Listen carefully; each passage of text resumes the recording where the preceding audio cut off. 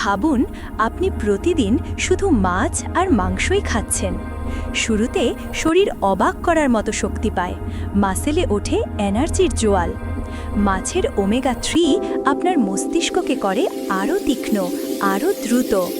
কিন্তু কিছুদিনের মধ্যেই শরীর নীরবে সংকেত দিতে শুরু করে, কারণ সবজি না থাকলে শরীর ভেঙে পড়ে ভেতর থেকে। অন্ত্রের ভিলাই দুর্বল হয়, হজম ধীর হয়ে যায়। ত্বক, চোখ, হাড় ভিটামিন আর মিনারেলের অভাবে একে একে নিস্তেজ হয়ে পড়ে।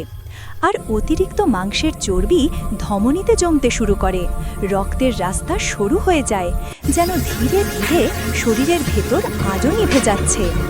শেষে দেখা যায় শুধু মাছ মাংস নয়, শরীরকে বাঁচিয়ে রাখে ভারসাম্য। সবজি, ফল আর ফাইবারই শরীরের আসল ঢাল, যা আপনার শক্তি, মন আর জীবন সব কিছুই রাখে ঠিক পথে।